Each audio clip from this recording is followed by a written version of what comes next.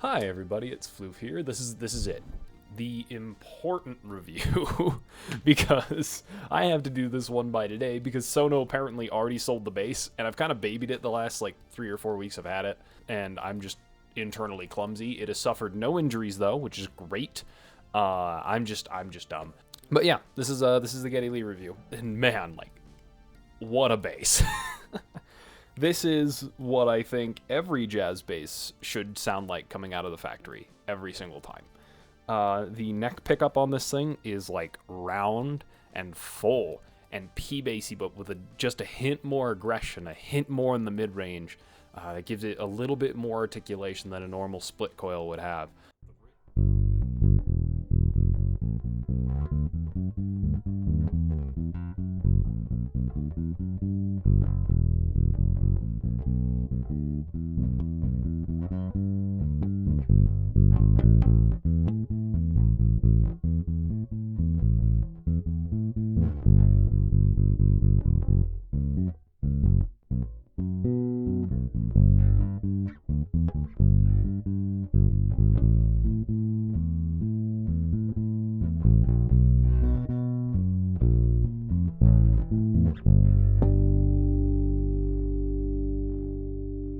The bridge pickup has enough low end to support itself, and it doesn't feel super thin. Despite it being a 70s jazz bass, it's very much an anomaly in that respect, because in my experience in the past, 70s jazz basses have a tendency to have a really thin, nasally bridge pickup.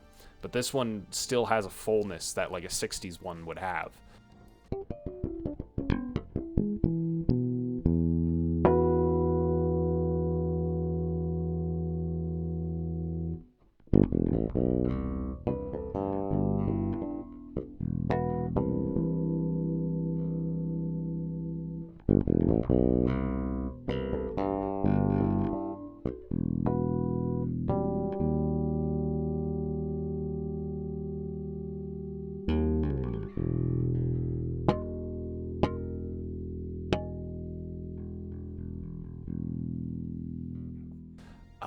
The neck is excellent feeling, albeit a bit inconsistent.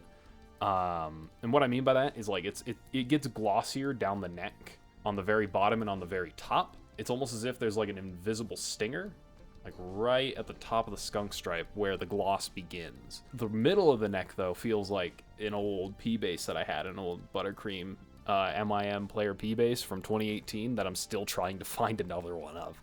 And because that was my favorite neck finish like ever. And this one very much is reminiscent of that.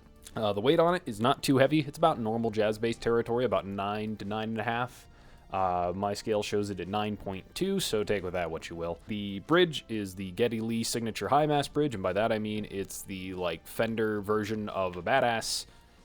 It's a good bridge. It does bridge things, and it looks cool. So, you know, that's a win in my book. The inlays on the neck are kind of my favorite thing in the world. The inlays in the binding are excellent. It is pearloid inlays with like a cream binding on the side. It's simultaneously very 70s, but also very subdued.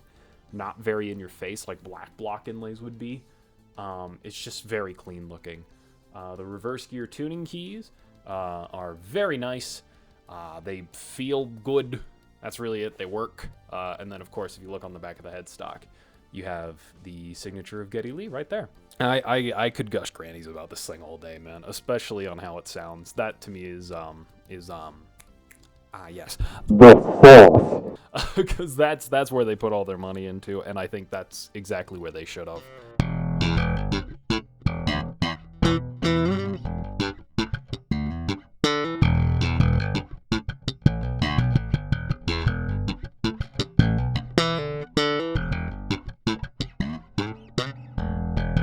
For a USA bass, this is the bare minimum, the standard. of what I think everything with a Fender name should have. And it's kind of disappointing that we get stuff like Mike Kerr on one end and the gold foil on that end as well. And then on the other end, we get stuff like this that is almost absolutely perfect. There's just a couple of like really small things that I would say I would change about it. Number one is the weight. I just like lighter basses. I think they resonate better, but that's a personal thing. But the biggest thing that I would change about it is probably the neck finish. I would probably have the whole back of the neck in this finish instead of like more just in the center, which, like, you know, when you play, it's fine because you're playing up here. Occasionally you're back here, and you kind of start to feel that gloss when you're in this low F territory. You also kind of start to feel it when you're in this high territory. Like way up here.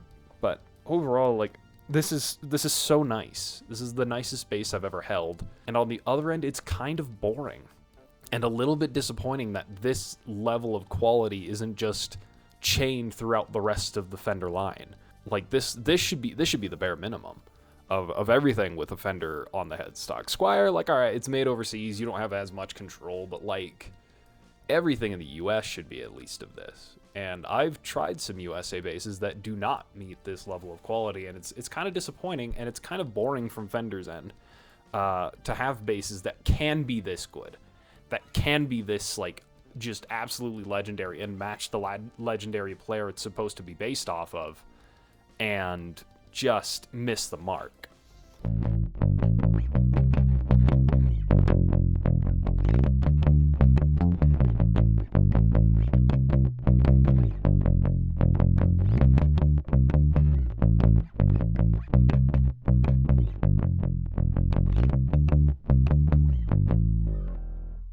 Overall, I think the Fender Geddy Lee signature bass is excellent. It can sound like Geddy Lee. It can do the Geddy Lee thing, but it doesn't have to be. You roll off the bridge pickup just a little bit, and you start getting like an Ian Martin Allison thing, maybe a little bit of a Ricky thing. It's got that like Ricky mid-range when you start pulling off the bridge. If you go full bridge pickup, it's got enough low end in these pickups to sound like Jocko. If you go full bridge neck pickup, you have enough like body and enough like mid-range and punch to it to have like what would essentially be a 51, 54 P bass.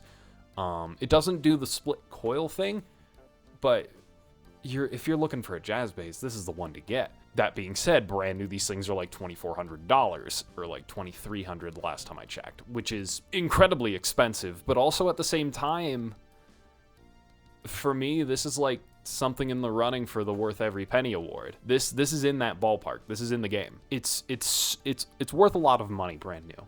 It's worth a lot of money used. Let's not even like beat around the bush. These things sell for around $1,500 to $2,000, like pretty consistently in that ballpark. And that's not chump change either. But if you have the money to drop and you're able to afford it without financially damning yourself in any capacity, unlike me, this is probably one of the best jazz basses on the market.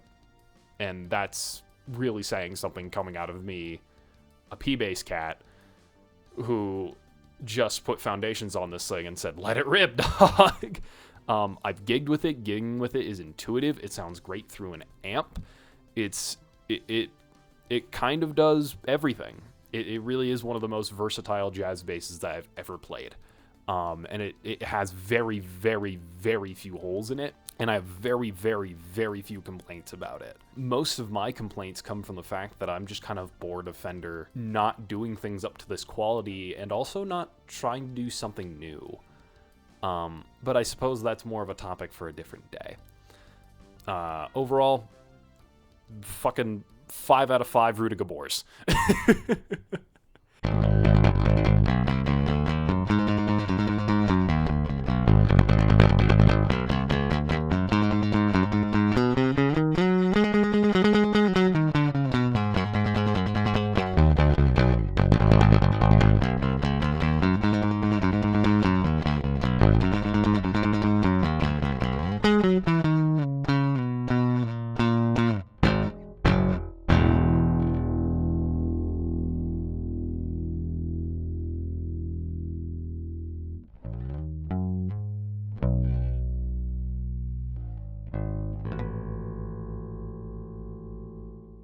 Anyway, I hope you enjoyed. My name is Floof.